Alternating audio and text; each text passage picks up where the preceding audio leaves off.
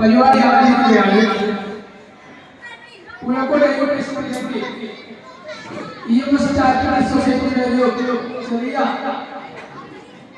സഹായം എന്ന നിലയിൽ നമ്മുടെ ഈ സ്കൂളിൽ EMS ചാരിറ്റബിൾ തുടങ്ങിയപ്പോൾ തന്നെ ഈ സ്കൂളിലേക്ക് ആവശ്യമായ കുട്ടികൾക്ക് കൊടുക്കുവാനുള്ള നോട്ട് പുസ്തകത്തിന്റെ ഉദ്ഘാടന പരിപാടിയാണ് ഇവിടെ നടക്കുന്നത്.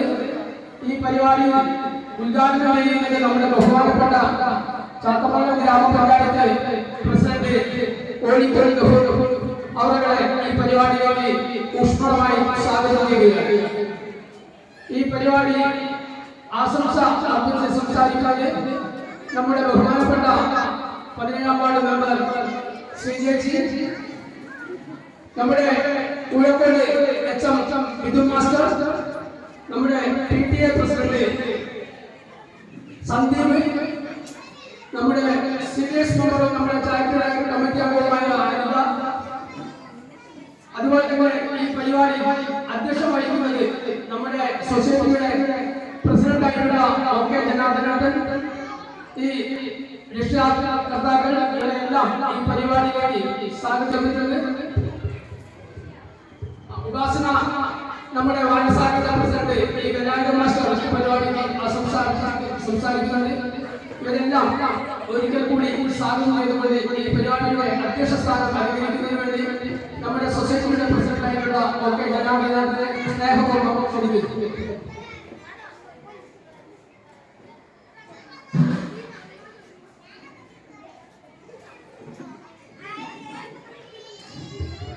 നമ്മുടെ ഈ പരിപാടിയുടെ ഔപചാരികമായ ഉദ്ഘാടനം നിർവഹിക്കാൻ നമ്മുടെ ആരാധനായ ഗ്രാമപഞ്ചായത്ത് പ്രസിഡന്റ്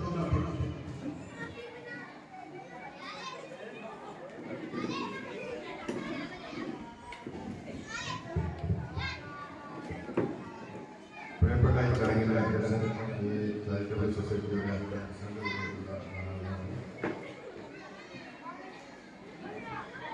സ്വാഗതം പറഞ്ഞിട്ടുള്ള സന്തോഷം മാസ്റ്റർ, മാസ്റ്റർ, ഷീജ, അനിത, സന്ദീപ്, മറ്റു സദസ്യരുള്ള രക്ഷിതാക്കളെ, കുട്ടികളെ, കേരള സംസ്ഥാനത്തുടനീളം ഇന്ന് വലിയ ആഘോഷപൂർവ്വം പ്രവേശനോത്സവങ്ങൾ നടത്തുന്നുണ്ട്. നമ്മുടെ ചാത്തമംഗലം ഗ്രാമപഞ്ചായത്ത് തല പ്രവേശനോത്സവം നമ്മൾ നടത്താൻ തീരുമാനിച്ചിരുന്നത് ഈ സ്കൂളിൽ വെച്ചായിരുന്നു. മിഥുൻ മാഷ് വളരെ നേരത്തെ തന്നെ വളരെ സന്തോഷപൂർവ്വം ഏറ്റെടുത്തുകൊണ്ട് ഇവിടെ വെച്ച് നടത്തണമെന്ന് ആഗ്രഹിക്കുകയും നടത്താമെന്ന് നമ്മൾ വാക്ക് കൊടുക്കുകയും ചെയ്തതാണ്. പക്ഷേ അപ്രതീക്ഷിതമായിട്ടാണ് നമ്മുടെ ഉപജില്ല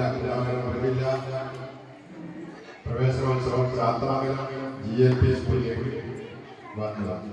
സ്വാഭാവികമായി പഞ്ചായത്തിലെ 2 പരിപാടി നടക്കുന്നത് ശരിയല്ല എന്നതുകൊണ്ട് പഞ്ചായത്ത് പ്രവേശനോത്സവം കൂടി ചാത്തമംഗലം സ്കൂളിൽ വെച്ച് നടത്താനായിരുന്നു.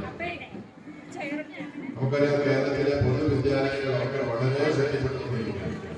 നമ്മുടെ പഞ്ചായത്തിൽ ആകെ 18 സ്കൂളുകളാണ്. സ്കൂൾ, അതേപോലെ ബാക്കി ഉൾപ്പെടെ 18 സ്കൂളുകൾ. ഈ 18-ലെ 50 സ്കൂളുകൾ ഗവൺമെന്റും 30 മാനേജ്മെന്റുമാണ്. ഗവൺമെന്റ് സ്കൂളുകളിലൊക്കെ എല്ലാ വിധത്തിലുള്ള സൗകര്യങ്ങളായി കഴിഞ്ഞു.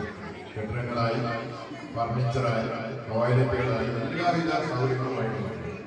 അതേപോലെ തന്നെ മാനേജ്മെന്റ് സ്കൂളും ഇതിനൊക്കെ മെച്ചപ്പെടുത്തുകയും കോഴിക്കോട് സ്കൂളായാലും മാനേജ്മെന്റ് കെട്ടിടമുണ്ടാക്കുന്നതായാലും മറ്റു കാര്യങ്ങളായാലും വലിയ കാര്യങ്ങളാണ് ചെയ്തുകൊണ്ടിരിക്കുന്നത്.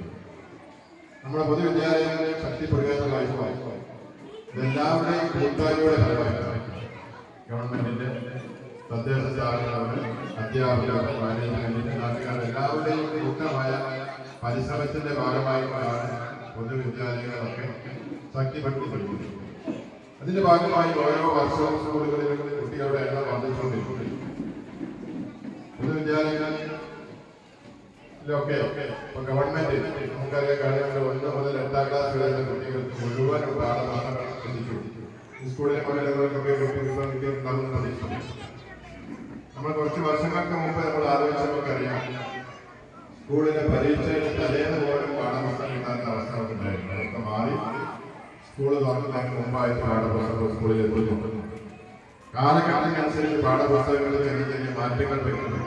കുട്ടികൾക്ക് യൂണിഫോം സ്കൂളുകളിൽ കൊടുക്കുന്നു. എല്ലാ സംവിധാനങ്ങളും ഉച്ചക്കഞ്ഞ് എല്ലാവിധ സംവിധാനങ്ങളും സർക്കാർ ചെയ്യുന്നു. അധ്യാപകർ എങ്ങനെയെങ്കിലും എല്ലാ കുട്ടികളെ ഏതെങ്കിലും അവർക്ക് ആവശ്യമാക്കുന്ന ലക്ഷ്യത്തോടുകൂടിയുള്ള കഠിനമായ പ്രവർത്തനങ്ങളാണ് ഓരോ സ്കൂളിലെയും അധ്യാപകർ ചെയ്തുകൊണ്ടിരിക്കുന്നത്.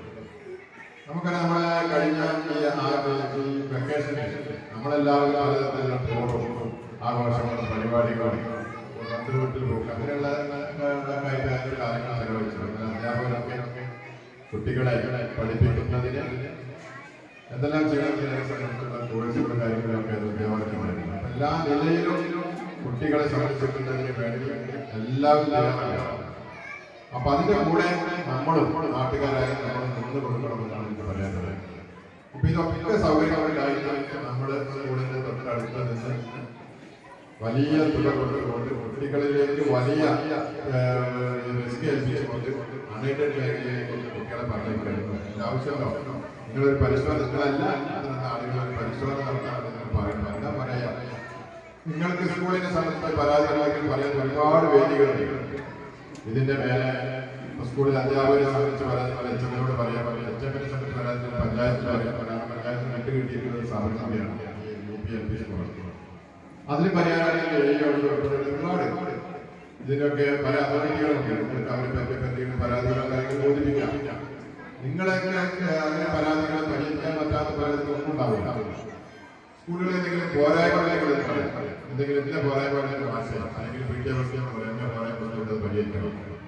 അത് പരിഹരിക്കാൻ ആവശ്യമായ അങ്ങനെ നമ്മളെല്ലാവരും പരസ്പരം ചർച്ച ചെയ്തുകൊണ്ട് മുന്നോട്ട് പോകണം. അങ്ങനെ ആയിക്കാര്യം നമ്മുടെ സ്കൂൾ വളരെ നല്ല സ്കൂളായി മാറും. നമ്മുടെ പ്രദേശം തന്നെ ആകെ ഭാഗം മാറാൻ പോകാം.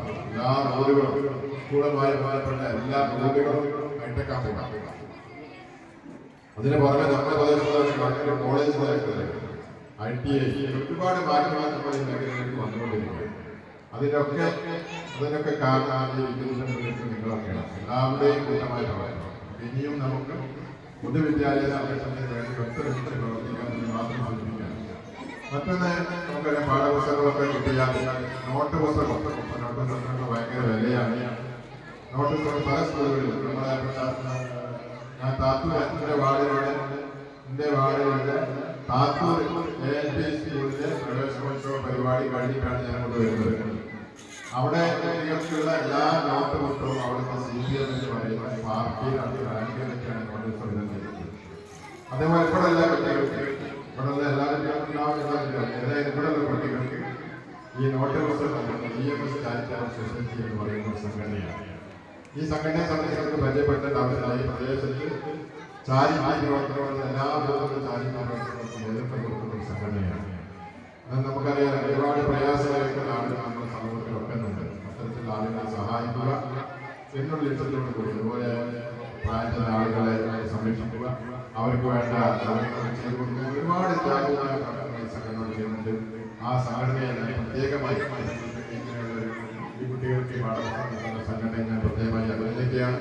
അതേപോലെ തന്നെ സ്കൂളിലേക്ക് പുതുതായി കടന്നിട്ടുള്ള മുഴുവൻ കുട്ടികളെയും പ്രത്യേകമായി യാത്രാപരായത്തിന് വേണ്ടി അഭിനന്ദിച്ചുകൊണ്ട് ഈ ചടങ്ങ് ഉദ്ഘാടനത്തിനായി അറിയിച്ചുകൊണ്ട് ഞാൻ എൻ്റെ വാർത്ത വളർത്തുന്നു. നന്ദി, നമസ്കാരം.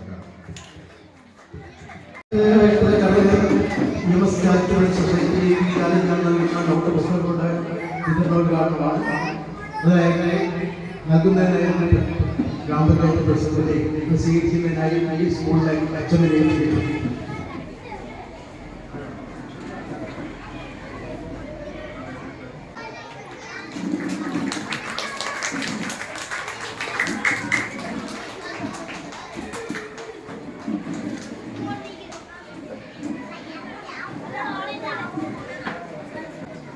അപ്പൊ നമ്മളൊരു ചടങ്ങ് കഴിഞ്ഞ ആ ചടങ്ങിലും നിങ്ങൾ ഈ വേദിയിലുള്ള എല്ലാ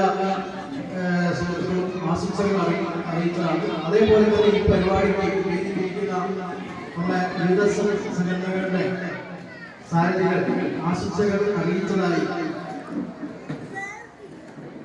അറിയിച്ചു. അതോടൊപ്പം പരിപാടി അവസാനിക്കാൻ പോവുകയാണ്. അതിന് ഈ ചടങ്ങിൽ നന്ദി രേഖപ്പെടുത്താൻ വേണ്ടി മാറ്റി വരുന്നതിനുള്ള അനുമതിക്കുക. അപ്പോൾ ഒരുപാട് സാധനങ്ങളായിട്ട് ചേർന്ന് അതേപോലെ തന്നെ ലോകം ബാധിതാക്കളുടെ വാക്കുകൾ ഒരുപാട് സ്ഥലങ്ങൾ അതാത് പ്രദേശങ്ങളിൽ എത്തിച്ചു കൊടുത്തിട്ട് സഹായങ്ങൾ ചെയ്തു വരുന്നു. നല്ലൊരു പ്രവർത്തനമാണ് നമ്മുടെ സൊസൈറ്റി ചെയ്യുന്നത്. അതേപോലെ തന്നെയാണ് ഇപ്പോൾ ഈ കുട്ടികൾക്ക് പുസ്തകം കൊടുക്കാനും EMS ചാരിറ്റബിൾ സൊസൈറ്റി പ്രവർത്തനം കാണിച്ച നല്ല മനസ്സിനെ അഭിനന്ദിക്കുകയാണ്. അപ്പോൾ ഈ പരിപാടിയിലൂടെ എത്തിച്ചേർന്നിട്ടുള്ള നമ്മുടെ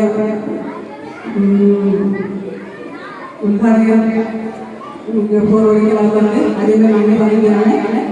അതേപോലെ തന്നെ EMS charitable society secretary Janardhanan, Upasana വായനശാല സെക്രട്ടറി വാർഡ് ചെയ്ത ഗുണത്തോടെ നമ്മുടെ CP സന്തോഷ് ഏറ്റവും വിജയമന്ത്രികൾക്കും അതേപോലെ ഈ പുസ്തക പേപ്പർ ഓൺലൈനിലുള്ള പ്രിയപ്പെട്ട കുട്ടികൾക്കും അവരുടെ രക്ഷകർത്താക്കൾക്കും എല്ലാവർക്കും ഒറ്റ വാർത്തയിൽ നന്ദി പറഞ്ഞുകൊണ്ട് ഈ സ്കൂളിലെ നമ്മുടെ ഇതിനെല്ലാം എല്ലാ സഹായം ചെയ്യുന്ന സ്കൂൾ വിദ്യാർത്ഥിക്കും ഒറ്റ വാർത്തയിൽ നന്ദി പറഞ്ഞുകൊണ്ട് പരിപാടി അവസാനിച്ചതായി അറിയിക്കുന്നു.